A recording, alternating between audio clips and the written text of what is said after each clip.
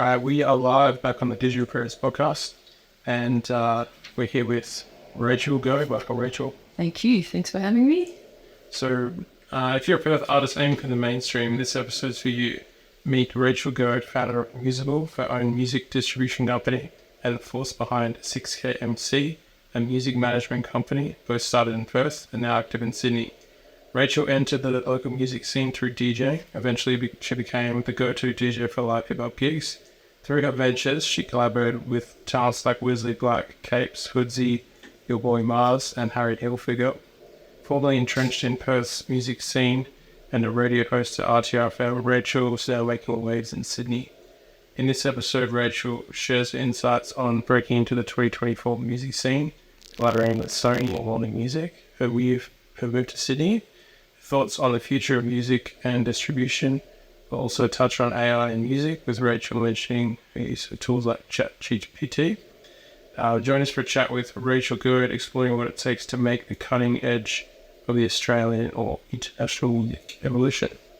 Yes, sir. Yeah, so you've moved to Sydney now. Yes. But, yeah, I mean, I guess what made you make that move? Because you started Musible and 6KMC here. Yes, correct. So I started out in Perth. I've been in the industry for like 6-7 years. I made the move purely on the basis on the record label situation. So the three majors, Sony, Warner, and Universal, were all located in Sydney. And yeah, I guess one of an ultimate goal of an artist is to sign a record deal to a major label, and we kind of went over there. You know, we had some things bubbling and just needed to be on the ground there to have the conversations. We were back and forth. The year before we moved, so myself, Roshan, and Harry moved. We moved at different times, but before that we were back and forth individually and together, and you know, different groups of us. I think we did like 4 or 5 or 6 trips or something to Sydney from here. So it made sense for us at the time just to make the move, and I've stayed there. Partly because I'm working at the moment, but also I had a few more projects to finish off, a few more tours. You got a Hoodzy's tour coming up, so I want to be there across Melbourne and Sydney, and a few other projects to finish off before, you know, I come back or go somewhere. And don't know, the future, whatever the future may hold. But like Perth is my home base, I guess you can say. But Sydney's where I'm coming. Cool. And can you talk us through how and why you started 6KMC and what is it? Yeah, sure. So 6KMC was founded by Roshan and Zahin Khan. They're the two boys that I run Musible with as well. So they founded it. I can't even tell you the year they founded it, but I started a few years after. I joined them a few years after. So it was a creative media platform. At the time, they were just doing creative media content. I joined and we started Up Next, which was a live performance series where we did 2 seasons. The first season was on a rooftop in Northbridge. Just like artists performed either freestyle or it was a track that was out there. And we did all production in-house. I DJ'd it, I recorded them, and then Pius did the engineering, and then Roshan shot and filmed it, and Zahin kind of, directed and put it all together. So we did that. We did Word on the Street, which we went to festivals and interviewed people, and then we did YouTube premieres on our YouTube, and then write-ups. We did interviews. We did, just the whole creative media thing. And then we kind of got to a point where we all decided that it wasn't really what we wanted to do with management, and kind of developing artists was something that, was what we loved doing. So, we made the decision to focus fully on artist management and development, and we signed Your Boy Mars was the first artist, and then Wesley Black a year later, and then Harry, and then, Kayps 6 months ago. So, can you explain more about Up Next? Was that to market 6KMC, or was it like, what was the idea behind Up Next? It's just something to do for the scene. Like 6KMC is all about just building the WA Perth music scene up. It was just a concept we came up with and something we thought was cool for the scene. No one was doing it at the time. People have done it since, but no one has really, I think, done it in a way. Like a lot of people dubbed the vocals and just put like the full mastered track over the top, whereas it was full live performance. Whereas we did, it wasn't just the mastered track put over the top. It was the recorded vocals at the time. the reason why, just something for the scene, something for the city, and it did well. Definitely want to try to do a season 3, but it takes a lot of time and energy, as you know. But yeah, look out for season 3. But yeah, it was cool. It was fun. It was good getting to know everybody. Any artists in particular that you thought kind of smashed the Up Next? Yes.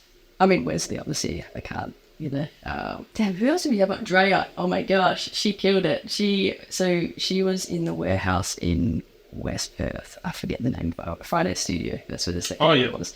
And I swear, like, her vocals are going to rattle the windows. Like, her vocals were so good. She did it, I can't even remember. Like, we did so many. We did Marley when he was like 15, 16. That was awesome.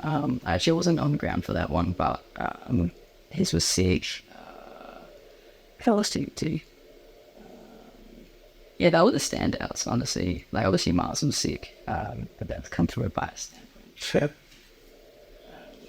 Fair. Was it you just kind of creating content around hip hop and that scene? Yeah.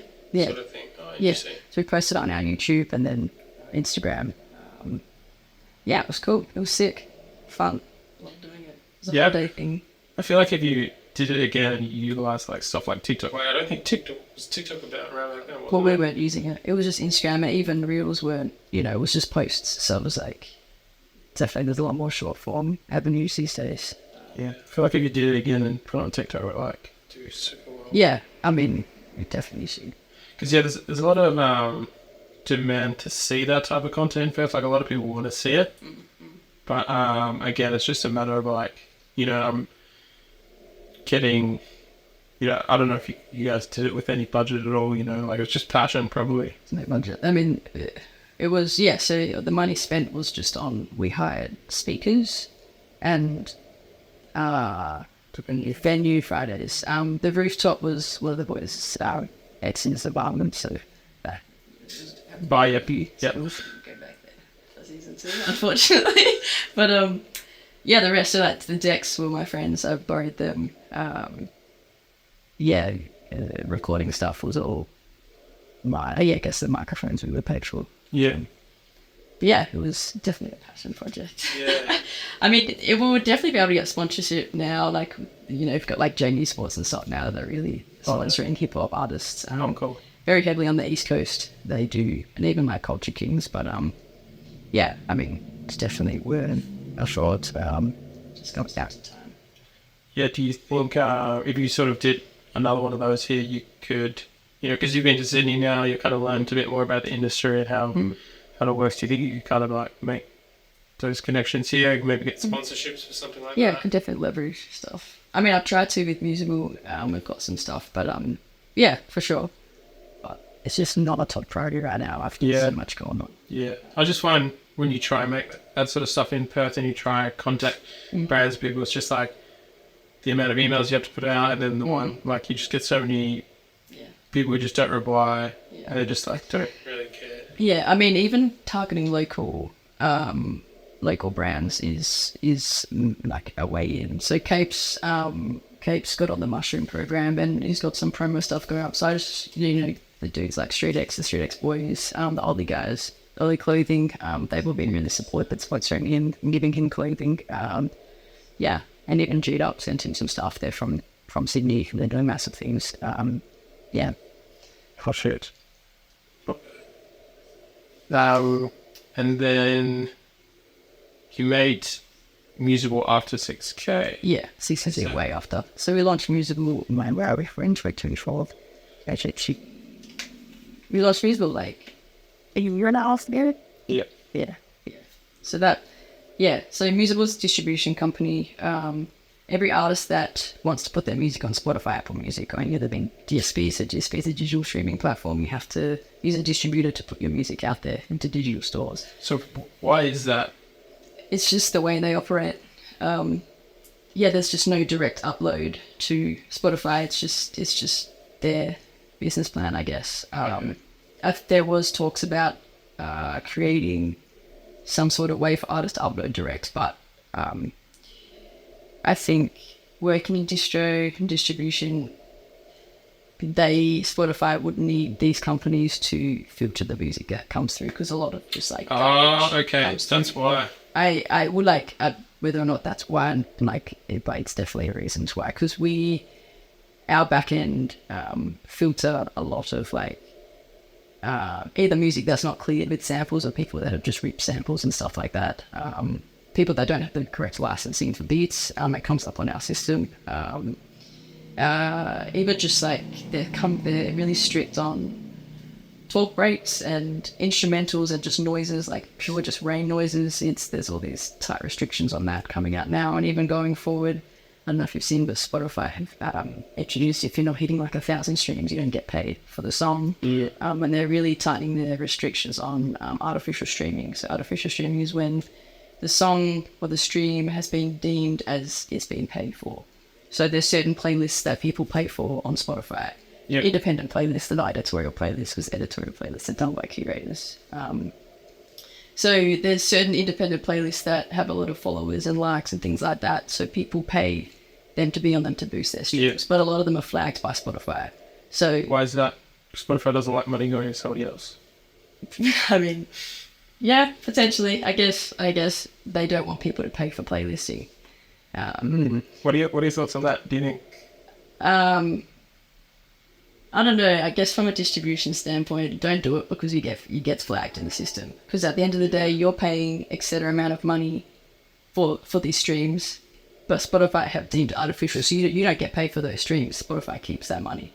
So there's you're paying to get more streams to hopefully bring more money in, but you're not actually getting that money. I'm getting more of an idea about music streaming now, because, man, so much goes into, whoever's at the top is actually deciding what's getting played, you know what I mean? It's not even down to the quality of the song, because firstly you need it to be distributed, and then what does it filter through? Is it like a software, or is it? Yeah, it's it's a software. Okay. It's a backend software. And you have to pay for that software, or? Yeah, so with distributors, so we run by either a payment per release or an annual subscription. So each distributor has a different payment. That's usually what it is, per release, or an annual subscription, or some distributors that are borderline, that have labels, kind of do different tier things. So you get different products. Oh, okay. So you're paying for the software for the that filters stuff, and that you can use to put songs on Spotify. Yeah, as an artist, you're paying for your song to be distributed in digital stores. That's ultimately what a distributor is. That's what it is. Give or take, extra services like artists and today are all about playlisting, landing all these editorial playlists. So that's what everyone's looking for, whether you can get them on a playlist like New Music Friday, The Drip, Local Hype, A1, whatever. That's what they're looking for. Actually, I guess... so that's, yeah. I guess if someone has a playlist and they have the song on and they're not getting paid, it's okay. But it's only if Spotify finds out they're getting paid, then they're they get flag it, right? I guess any pay for play, they just don't you shouldn't be going for play. And they're kind of you're paying a third party to boost streams. They're just not happy about that. Well, maybe that's fair enough. I was just thinking, you've already got all these things on top of you, and then maybe you're an artist. Yeah, but I was just trying to get your song out there, and then you put thinking it, you're surely it's no harm to anyone but me. But you can get your songs taken down and banned from uploading, and you have to kind of fight it. I just saw it distributed someone from I always forget the country, but some European country, and I'm pretty sure they're like AI bot or something, because they can just look so sus, and they got flagged, and they had to prove themselves, I guess, but because they're AI stuff and they haven't said anything. It's just it got taken down. Yeah. They hadn't data on it. They're tightening up Spotify. So are there many distribution companies in Australia, or even just Perth? Are there many? There's not many. No, a lot of people. That's crazy. It's a very kind of niche market to be in. It's become more prevalent and more open for people to get involved in the past few years. But it's difficult. It's difficult to stay competitive and to find the cutting edge, I guess. It's something you got to commit to. And for the long game, it's not a short. It's not. You don't gain anything from the short term. Like, we've started creating revenue now, and it's been a year and a half. And even then, a lot of that, we funnel back into the company because it's like, to grow, you need to invest. Yeah, especially with smaller, like local artists and stuff. Yeah. It's like pretty difficult. Yeah, I mean, they're not earning much, we're not earning much. It's competitive. There's a few really cool independent distributors. Obviously our direct competitors, but they're so good. Across Australia, like obviously Gyrostream. I do dope things. You got guys like Believe. They're probably the top. So there's others. There's heaps of others. Some specialize in certain genres. Some not so. And then a lot of labels actually have like the label servicing, and then I guess if you're not quite ready for them to invest in you, they'll offer you that distribution. Okay. And then, because DistroKid is just the one I'm aware of, because I think it's the most popular. Is that like US based? I think it's the biggest global distributor. DistroKid and CD Baby are generally, and Ditto. When I like released music, I was releasing through Ditto. We've got a few friends at Ditto. They're like the... Where they're based? I don't know where their original office is, but they've got an us. Yes, I don't know. Shout out Kamiras. There's one boys from here. He's in Sydney. He's an A&R for Ditto. So they offer... What's an A&R? Artist and repertoire. So someone that like a scout. Yeah. And then, so he's on ground just like a scouting artist, and then they offer... I don't know if you call them like distribution deals, but they offer deals where they, to be honest, I can't tell you exactly what they offer, but they offer deals where you kind of lock in for like a certain amount of tracks with them. Yeah. Which is something. Okay. So, because there's artist management, and then there's artist distribution. How do they work together? Like, how do they... No. Artist management is someone that oversees the project being the artist. So, Wesley Black, for example. I guess I oversee his project. He's the driving force of it, but I make sure it all runs smoothly. So I handle everything. I handle distribution as well, but that's just the way it is. But artist management is usually just, someone that ties everything together. So, say Hoodzy she's a booking agent as well, and she's signed to a record. She's got a record label. So I'm the middleman for everything. We have a release coming up. I make sure that I send everything, make sure the label's got everything. We have a show's coming up. I'm the middleman that kind of layers everything together. And you're meant to find opportunities. So things just like sponsorship or like brand deals. They're just doing what you can to get them to the next level. Everyone manages differently, and I found that out. Every artist needs to be managed differently. So what I do for one person is completely different to someone else, and how I go about managing is very different. Distribution, it's completely different. It's generally something that's really been a label thing, it's something that's a bit more newer to, I guess, like Australia, that more people are accessible to creating distribution companies. But do you think pre-Spotify there wasn't really there was no need for target? I guess it's like non-digital distribution, like.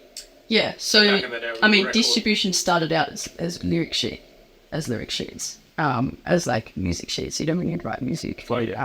That's what it started out as. That's what distribution was, and then it's changed over time. You can still do like physical distribution. So it was CDs, getting CDs in stores, cassettes, and then like obviously onto vinyls.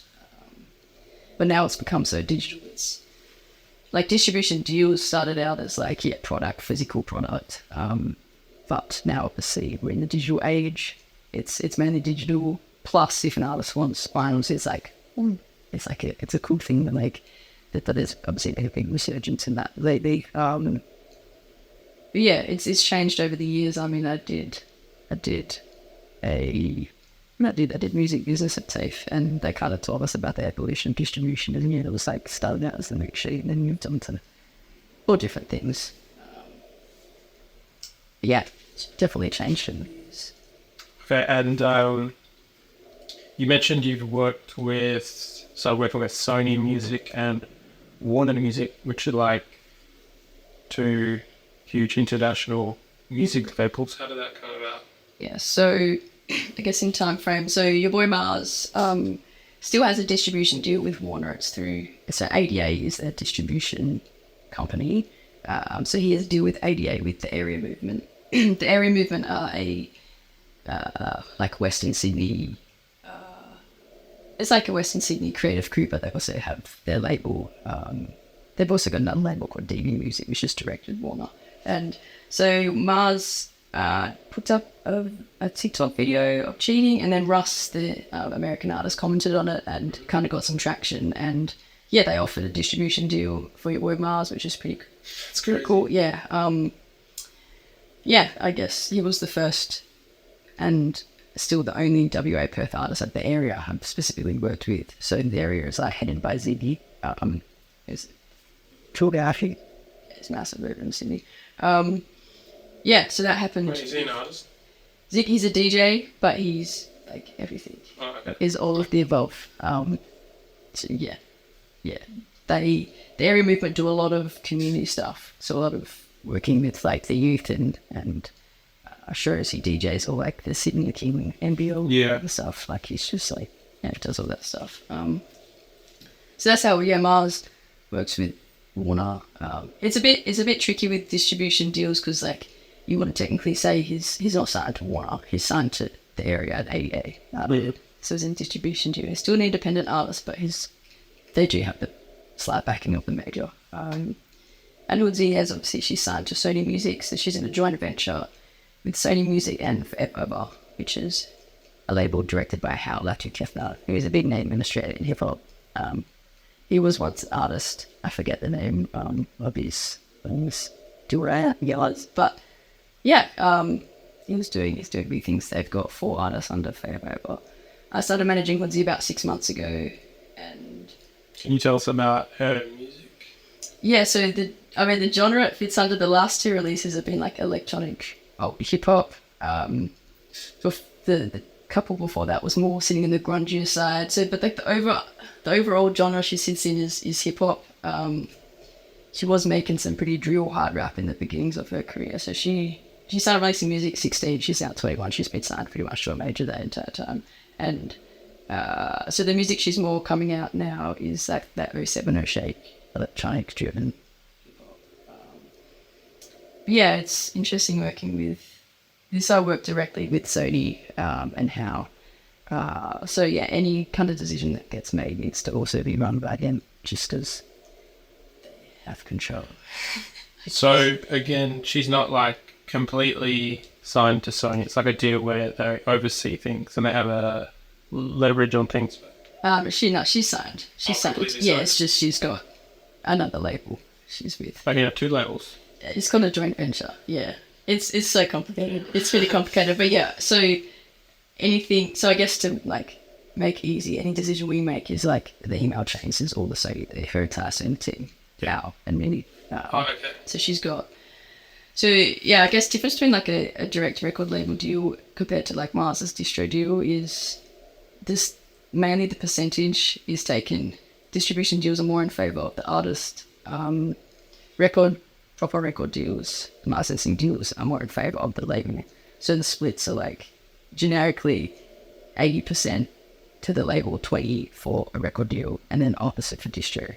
And distro is kind of not lock-in, depending on the contract. Record labels, you can almost never pay the masters unless you're willing to buy them back, or like you can pay back. So it's so complicated, like the contract and the how stuff works. Do you have your head around like the whole thing, how it all works? Most of it is I still like I wouldn't sign anything without the lawyer. Like no one ever should. Oh, well. That's just like we've got like, legal arts lawyers. I can't. It's complicated because the contracts they send are like pages and pages and pages and pages, and like it takes a long time to understand. I do understand it. It helped that I did a couple of years at TAFE. But things are always changing, and even when contracts come through for features and things like that, there's still, because a lot of people do write their own contracts as well, so people will add in certain things. I'm like, I don't know, I've never seen this before. So it's always best to write past someone, or just ask the person that sent it and did that once and nothing. But yeah, contracts are tricky, but if you work in management and anything business, you need to understand it. It's like when I first started working in management, I'm like, and it's not fun. It's so complicated and it gets really tricky, because if you sign something, you've signed it, Yeah. it's too bad, really. It's like real shit. It's real. It's on pen and paper, and any other features the guys do, it's all contracted, but they're contracts that I read. Yeah, I think for any artist, it doesn't matter what field you're in as a creative person, it's like when you get to that, you're kind of doing stuff professionally when you're doing it through contracts. That's kind of how you should be operating to protect yourself and understand what's going on. Yeah, it's more of an understanding that just keeps everything clear, black and white. And if you're not happy with it, then you can change it before the product's done. Like when Wes did the song with Complete, we laid out clearly, because he's got a distribution deal with Warner and ABA. So oh, really? So yeah, so it had to be laid out clearly, or else, just to protect both parties. Because if it's not contracted, then what we discussed didn't really happen, I'd say. But and how would sort of Warner help Wesley? Do they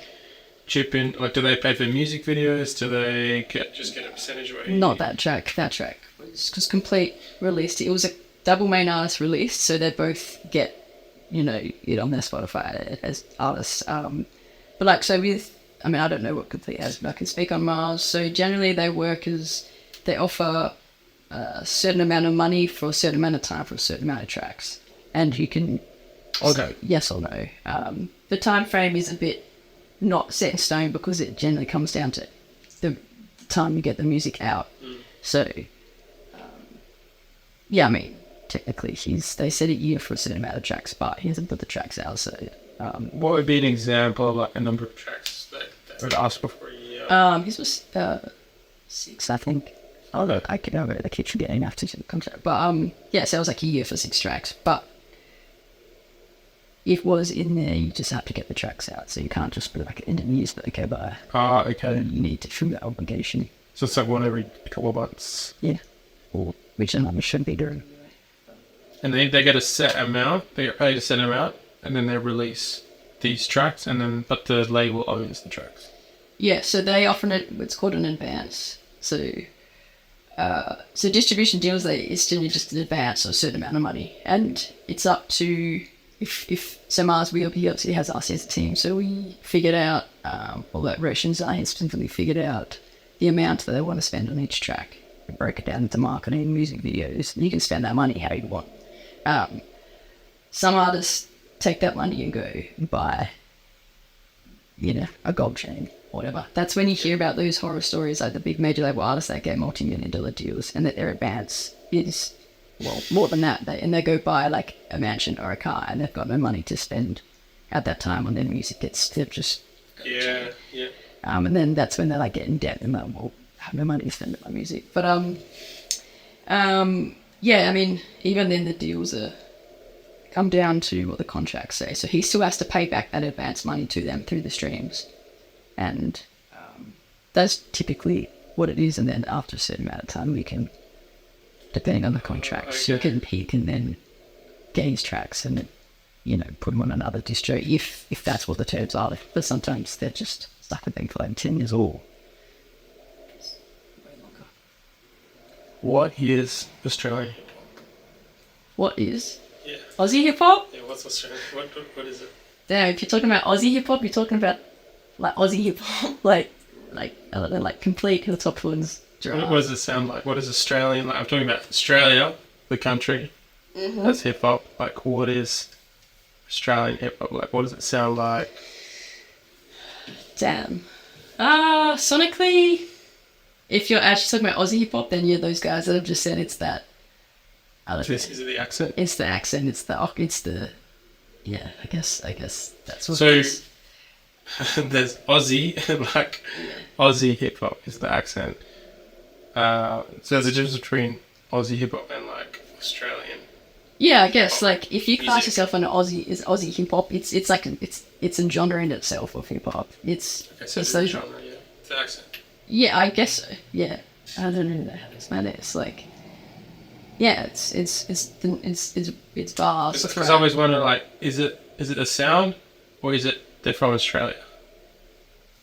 It's the sound. If you like Aussie rap is like Australian hip hop. yeah. Well, there's some, so Australian hip hop as a whole is, I get anyone that's Australian, anyone that makes hip hop can be an Australian hip hop artist. But if you're making Aussie rap, it's that Aussie ochre of Yeah. the rap. You know, it's the battle rap style. It's like the battle rap esque. Yeah, stuff like the guys that I mentioned. But Australian hip hop. So it, like, doesn't matter the flow. It's the act, like, if the accent's there, that's Aussie hip hop. Oh no, it's definite. There's definite flow. I don't know. Because, like, what if it was like a drill instrumental, but an Australian accent? I don't know, bro. I don't know. It's just you. I don't know. I don't even know how to explain it, but you can just hear an Aussie rap off. Yeah. Okay. Just have to listen. So I guess you're saying Just sonically. the accent, yeah, because it's like something I've always sort of wondered. Because I know that, like, Like Cursor? yeah, So no, Cursor, it's like yeah. Cursor. Cursor is the epitome of Aussie rap. This Aussie Okay. rap sound. This like, even just like, So that Aussie rap is the genre. that's like a subgenre. Yeah. Yeah. And it's dudes like Cursor. Like, I guess it's also their artistry of them just being like these kind of, Okay, it's that kind of style. Australians. So it's- it's a style of hip hop. okay. Um, Okay, so there's, yeah, I kind of get it. Like, you can be an Australian artist, but you're not necessarily making Aussie. any hip hop. Yeah. Okay, but so there's Australian hip hop artists, and they make grime. Whatever. Yeah. Yeah. Okay. Yeah. Okay. Whatever I think that subgenre. makes sense. What It's technical. It's technicality. filming by you? Are we back? What happened to is Aussie rap like still around? Like, is it still getting as much radio play as before? Because I remember in, like, say 2000 to 2010, it was like huge, basically. But now it's Australian hip hop artists make so many different sounds and genres. Yeah. I mean, if you're talking about Aussie rap, it's never been commercialized. So like, there was a big thing about Cursor never getting the recognition in Australian media. Media is what he should have done. Like, he just came off the back of, he just came off, did 13 albums in 13 years, or 12 albums in 12 years, and he didn't win like anything. Like, even the Arias. It's like he never won an ARIA, and that was a big thing about, he got nominated this year, but he didn't go, because he was like, I've never been respected in my career.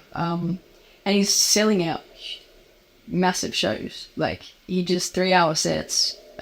He sold out, I can't remember exactly what venues he did, but across Australia did these massive sellout shows. Pretty much every city was sold out. So yeah, that was, yeah, Aussie, and it, like, is it getting recognition? So why is that? Like, I don't know, man. And like, Complete doesn't get much play, yet he will go around and sell out venues all across Australia. Just did a UK run with insane turnouts. I think it's just the time that they started blowing up, because these guys, like Complete, it was very interesting watching his rollout. So he posts a music video on Facebook first, and it gets a lot of traction that way. Whereas, no new age kind of artist would be doing that, even think about posting on Facebook. But that's where its hardcore fan base is, on Facebook and YouTube. And I think it's just got to do with the sound and where technology is, because a lot of Australian hip hop now has auto-tune, and is more in this lane of, I guess, a more commercial sound. Because if you think about it, Aussie rap, it's so capped to Australia. It's kind of rare for an Australian with Aussie rap to go global. I think that's just there's just this feeling of it, and there's just a stigma around Australia, which is why a lot of people rap in like American accents. Okay. It's just what everyone's consumed for such a long time. So international audiences aren't used to the Aussie accent. Yeah. 100%. And so they don't get plays because they're not used to it. I mean, globally, yeah. And even just recognition. But in Australia, the plays, I don't know why people don't play Aussie rap. I think it's gotten a bit better. It'd be interesting to see statistics of it. Why is it the stigma around the accent? Like, the radio play probably comes more from what's being said. And if things are pretty, like, too hectic to be seen, not that, like, Aussie rap is like that, but, like, rap as a whole, if you're talking about, like, even, like, the kind of when drill, like, a few years back was, like, the big thing. People are talking about some, like, pretty hectic things. It was, like, it's not going to get played at 3 p.m. I mean, for one that's hip hop. That's like supposed to be what, like you're rapping from years raw. It's from like your experience and growing up. Is it basically like the Australian accent in hip hop has a stigma because people associate it with like essays and that sort of crowd? Probably. Yeah. It's hard for me to say because I've worked in broadcasting and stuff, and I've always played it. So I don't know why people don't play it. I don't, because there's some tasteful music as well that could be played. Because that's so. I don't know, if it's just the accent, it doesn't. On a make global sense, scale, you know? on a global scale, it's the accent, not so much in Australia. It's like, in your opinion, why do you think the Irish would make a decision to kind of not, support artists like Cursor, for example? I don't know. Like I don't know. Hip hop has always been an issue with getting the support. Like even here, when I was first throwing shows, it was so hard to let venue to like convince a venue to have a hip hop show. It was just it used to be so hard. It's fine now. When was that? Like 4 or 5 years, maybe 4 years ago. really? Yeah, it was like they just wouldn't. They were like, "There's got to be fights." Okay. And it's like I've done a lot of groundwork with these venues. They've been like, "Come on, like, if there's a fight over there, it's probably not us." Like, and I've had venues say that there were fights at my shows when there wasn't. They're just talking smack to like the next person said, "You want to hit what?" And like, it is. I mean, there is more chance for there to be fights, I guess, because of just what hip hop is about. And it is. Maybe, I don't know, yeah, going back to like not getting the radio play and things like that. I mean, the genre is like one of the biggest genres, but it just doesn't seem to get as much time as it should maybe compared to like electronic music, I guess. Yeah, maybe this probably the target audience is just not here in Australia for it. Yeah, I think it's because hip hop came from like it started within the lower class in America, basically, like people living in the hood, and although we have like some of them, like Australia's like it's a first world country, like I'm sure there are hip hop artists that grew up in like shit conditions and all that. But I think because the general audience is like, living in a first world country, middle class, like, so we can't relate to it. It's not relatable. Yeah, that's fair. I'd agree with that. I mean, I work in hip hop and I can't relate to a lot of the stuff that's in. But you still enjoy it, yeah. I still enjoy it and consuming it. Yeah, I think that's fair. But I mean, hip hop's changed so much. It's not all hip hop is like rapping about drugs and crime and shit. I think it's just breaking that stigma. Yeah, okay, so it's breaking the stigma. Because personally, I want to see the accent back in Australian hip hop. Like, I want to see it go international because it can be like the cool thing, because it's not. It has never been like big, and even if you look at grime came from like London or England, and that way like international, they have other artists doing that. You have like Afrobeats now. Afrobeats is kind of like taken off Afro, would you say? Afrobeats, Afro soul is huge. Yeah. It's huge. And I'm a pianist, stuff like that. It's taken off. Like you have Drake trying to implement Afrobeats. You have Chris Brown releasing like Afrobeats music. Now Afrobeats unless Afrobeats instrumentals. Be cool to see. Like I think the only genre like in hip hop that's come from Australia is that Aussie rap, which is sort of the accent. It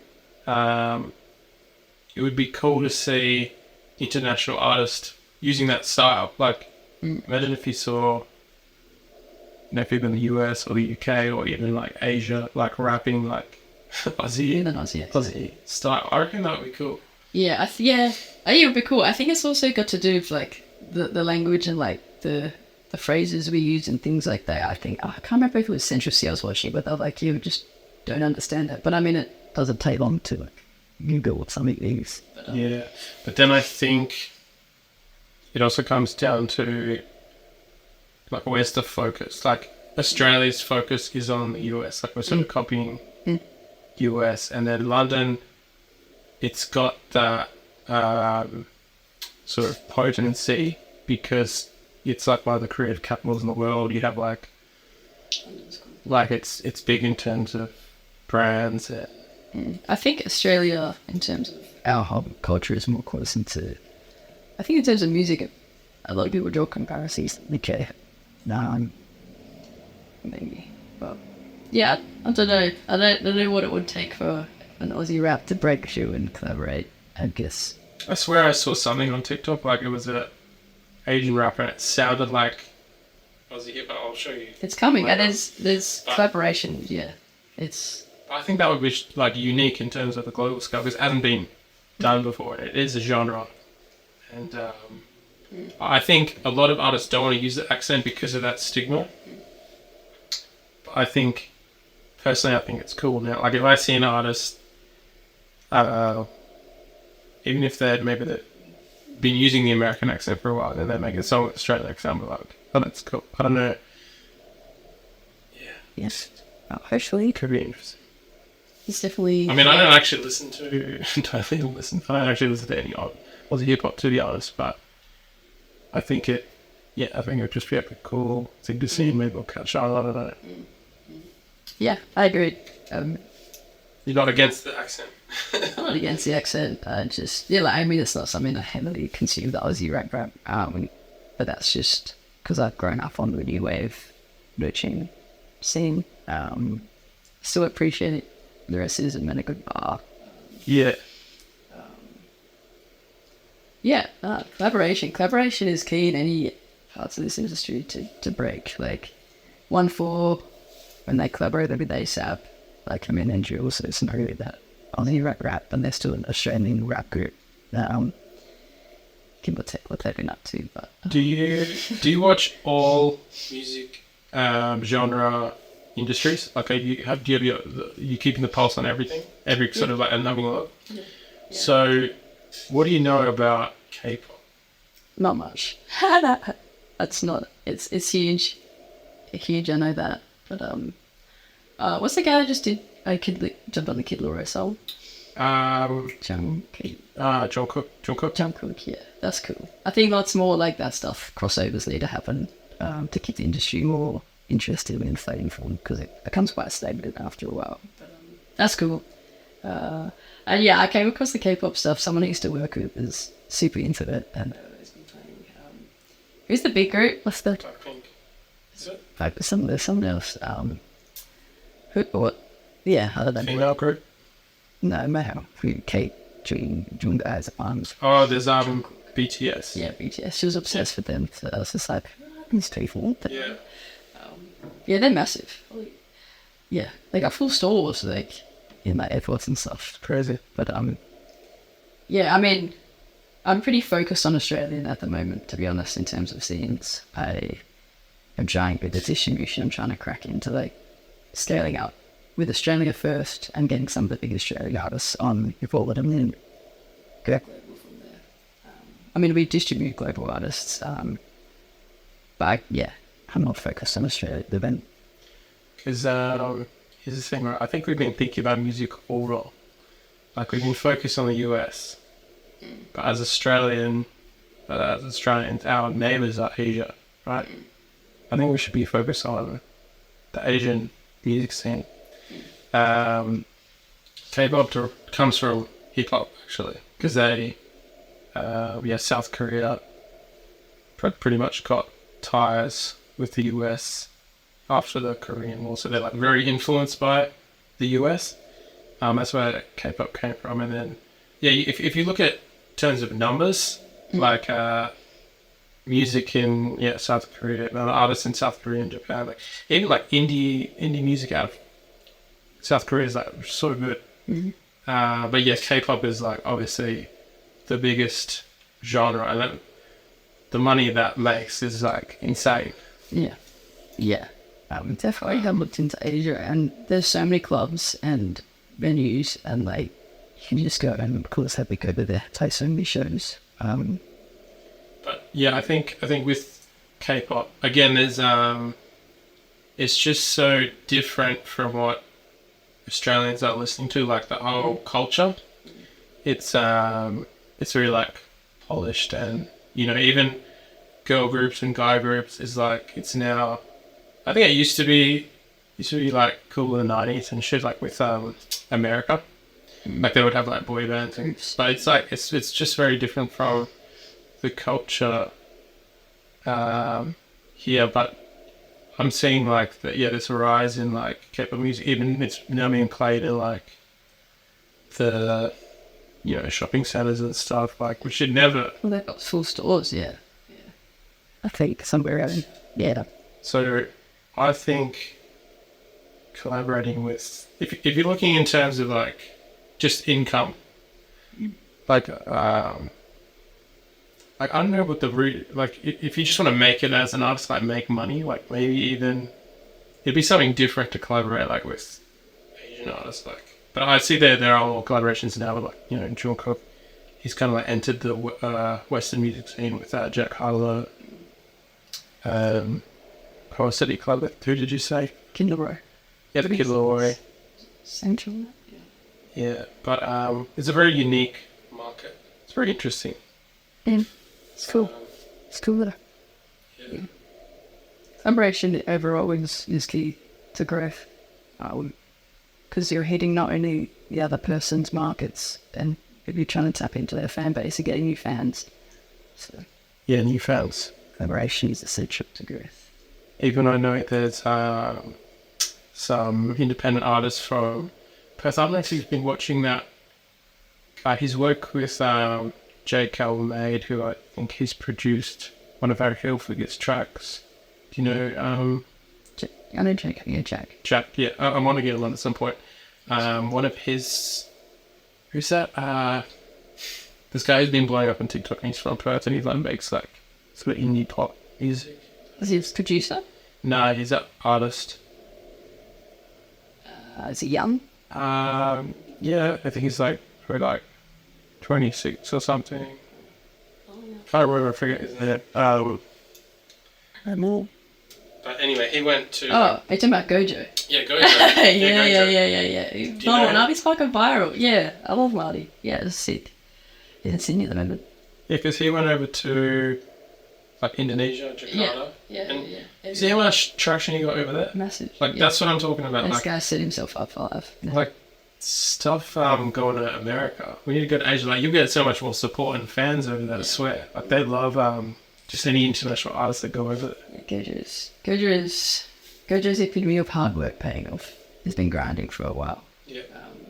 I think a lot of people maybe saw he was like an overnight. He dropped his song. A lot of work went into that. You could just tell it was bubbling. His career was bubbling. He's been grinding. Yeah, I can tell he's got like almost the algorithm for like that pop song. So he's. The ladies love him. Yeah, the ladies love him. He's got the look. He's got the. It's crazy. He's a very nice guy as well. Super humble, down to earth. Yeah. Yeah. So. It's crazy. This guy was from WA, he's in Sydney, but had a viral hit, a global viral hit, and so many people still don't know who he is. Like, his song went viral. Who's this? Goad. Oh, Goad, yeah. Like, globally viral, and so many people still, like, don't really know who he is. That blows my mind. Yeah, it's because there's this phenomenon of an artist has to blow up overseas before they can blow up in Australia. What are your thoughts on that? Yeah, it's just like, that's anything though, you know. It's the same as saying like your friends and family gotta be the last ones to support you. It's just, it is what it is. I think once you lose the idea that people owe you things and like just because they're your friends they have to support you, then you know that's just not gonna happen. Like, yeah. I mean, I get that you have to blow up internationally before you can industry support you. That's actually such a good analogy, but I was thinking why that is, but that's so true. Like that family analogy. Yeah, I mean, so then like TK Moser, that they like in the media bring that up a lot about how Australia doesn't really support her, and she's like doing really big things with America and globally, and yet she's like doesn't get a huge amount of support here. But yeah, I don't know. It's interesting what the actual idea behind it is. I've read certain things about Australians being too laid back for their own good to like really take things seriously about just life. And possibly that has something to do with just like not taking things too seriously. But I don't know if that plays a part in this. But yeah, I don't know. Something to do with culture. Probably. I guess so. So many things that hold an artist back, I guess, in Australia. Like, it's tough. Yeah, like, I think if they just, you know, we're living in London or the US, be easier, would you say? Or, like, here in compared to Perth to Sydney? It's difficult. I think a lot of things that hold people back is just how they're viewed by other people. And this especially working with young artists, like I've worked with 16, 17-year-olds, but, you know, and they're very scared, I guess, of what their peers are going to think of them because they're growing up, you know, it's just their minds, you know, they're at a point where they care what people think and what they put out on the internet, they care so much what mainly their friends and family are going to think. And, you know, I've had to deal with these guys getting like bullied at school and being made fun of, and it's kind of like they don't want to post because of if it's like they're getting this bullying from like their friends. God, they're probably terrified to put it into the global and the internet. Yeah, I think that's also to do with the culture here. Like I feel like it could be that tall poppy thing possibly, which is not even like tall poppy. It's just like you're putting something, you're being different, which that's normal. Just as human beings, you don't want to like do something that's different because you're less creepy or you want. You don't want to be cringe. That's But I think in Australia, I get the sense it's even harder because of that culture. Like in the US, everybody sort of seems it's like a social media culture. Everyone's like putting stuff out all the time. Here, like the influencer thing took longer to come on. It's just like we're sort of delayed compared to the US. I guess. Yeah, probably delayed, and even more Perth compared to Sydney is a lot more delayed just because of the sheer size, so tiny. And just there's less people doing this like full time and taking it seriously. And I guess, from my experiences, that's honestly a lot of the reason as well why I moved to Sydney. There was less people doing this on the level and the scale that I'm trying to do it. Like, for even in Sydney, they're not doing it. No, I mean in Perth, there was like less people. Like obviously people have lives to live and have like other jobs, you know, they need to sustain a living, but it's really hard when you know, most of the industry and that label stuff work Monday to Friday, 9 to 5. And if you're working that, then if you're trying to blow up in music, like I'll be trying to link with people here and I'll be at work and I might do like, it's just get, you know, a fiddle. Whereas more people in, I guess, the music hub cities that hub, I guess, in terms of people anyway, in Australia, and more people are hustling and committing to it. Yes, yeah. Do you think you have to live outside of Australia to make it in music? Not necessarily. You just depends what you want to achieve. Like I've got a few friends here that want to just be very internet-driven artists, so they can be anywhere. They just have to hack their marketing and hack the internet land, I guess. But if it's difficult with shows and like, because the flights, even like if we're just talking about Australia, man, it took me, so the flight's what, 5 hours, 4.5, from Sydney to Perth, and a little bit less over. And I think I paid like $700 the other day. Here, like that's a pretty hefty amount to pay as like a basic fee if you're a touring artist, and that's difficult for local and emerging artists to get shows because that flight, one, just the time, that's like what, I don't know, like 9 hours in transit, flying back and forth, and then the costs, and then if you bring gear and then a whole crew, that's extends massive. That's also why a lot of Perth gets missed a lot, because it's just financially and economically just. So what is a typical show for like maybe an emerging artist, even like wannabe artists? What does a typical show make for a venue, like an average size venue? It depends if you're doing a headline. So venues charge either a higher fee or they charge generally for a ticket you pay like $2.20. It's generally a little bit more. Plus sometimes some venues don't include the door person, so you pay $2.20 or whatever per ticket plus like $25 an hour for the door person. It's like 4 hours. So you as a promoter, pay those fees and then curate your lineup depending on, I guess, how much money you think you're going to bring in. A lot of artists will play for free, but if you're planning bigger shows, like they won't. Payments, I mean, people could charge what they want at the end of the day. I just jumped on the Santa Goad tour as Hoodzy's DJ and tour manager, and so they paid her like a set fee for like a performance in each city, and then we just had to book everything. So like transfers, flights, a comp was in that fee, or sometimes through agents will offer like a development fee. So like however much money, and you go pay immediately that. It all varies, honestly. So do you, like after flights and everything, are you sort of making? Is it? I guess it's like it's you're kind of. Since COVID, it's been really tough for like bands and touring bands, local bands, to make like after everything's paid for to like come and walk away with something. That show that we played, it was very minimal money for the amount that Santa Goad was making.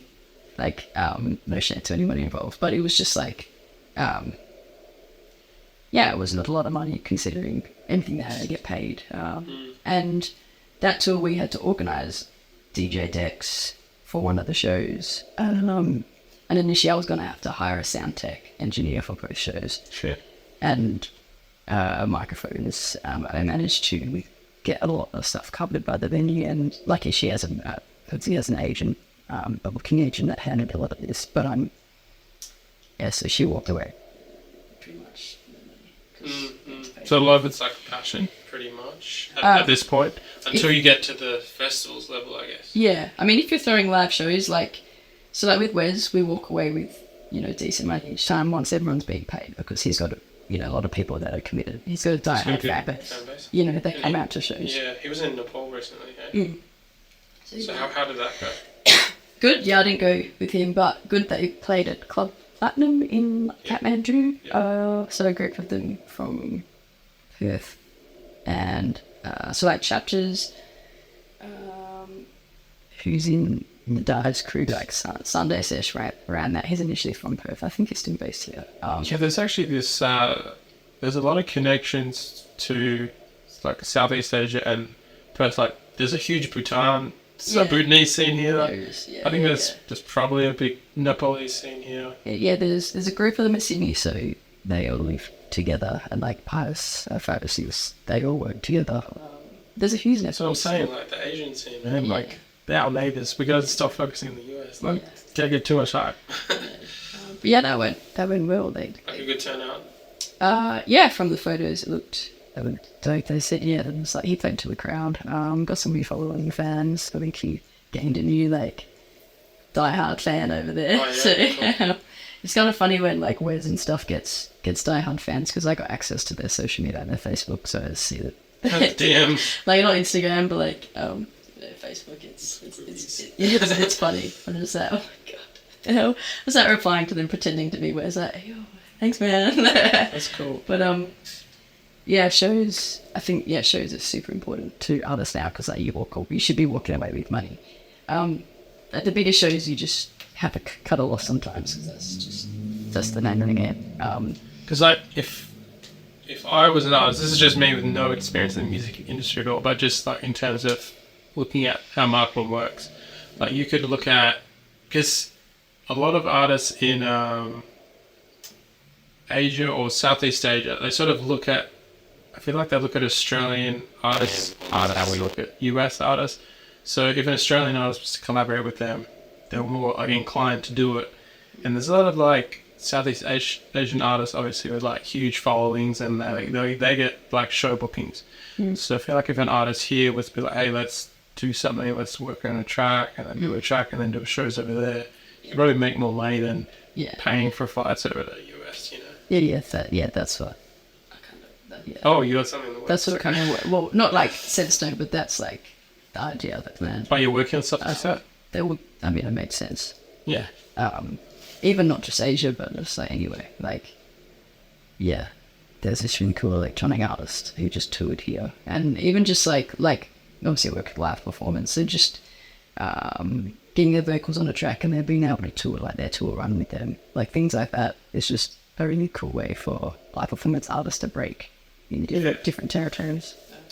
Then on top of that, Bali, like if you look at the artists if you look at the artists that have been played in Bali, like huge international acts all the time. We're 2 hours away from Bali. We don't get nothing. We don't get nothing. So a few of our friends are based in Bali. They work FIFO, so they'll come back from the mines straight from Perth to Bali. They're building some studios out there, so hopefully they can create some sort of hub for. That's a hub, man, because international managers and like huge people in the music scene, everybody goes to Bali. They still stay in like the same hotels there. Like, to make connections and stuff. I mean, it's cool. And in Bali, I just know from going to some clubs over there, the entry level ain't like, they don't like lower that entry level just because it's Bali and like the exchange rate is different. It's like still like $25 to enter a club, something like that. And I'm sure that's the same with like festivals. I think there's festivals in Thailand and stuff. I'm sure it's the same. So it's not like you're going to be losing money by going there, like, because it's an international market. I talked about this with brands as well, fashion brands, like opening stores. I know there's some brands from Perth that are opening up stores over there. Yeah, Chunky's. Yeah, Chunky. Yeah. And because there's an international market there, they're not paying low prices. They're paying like decent rates. So there's so many opportunities. Step into we are right. Yeah. Who are like your top sort of young artists from Perth? Top 5. So I mean, these are hip hop artists as overall, not so much specific to like rap, but like so this young kid called Zafty coming up. Super dope guy. He's just turned 17, I'm pretty sure. I just saw his managers last week in speak. He's cool, seems sick. And then ZK9 is another kid that I've been working. I put him on radio. He switches between. Well, he releases drill, but he's really sick on the melodic stuff. He just doesn't release it. But I'm waiting for him to release that. Farsung, he's a dope rapper. He's like, I'm pretty sure he's still succeeding. So these guys are very young. JTZ, I'm not. Yeah, he's dope. Super lyricist, lyricism, and then and there's this kid called Hey Zuko. He's like more new wave, internet kind of hip hop.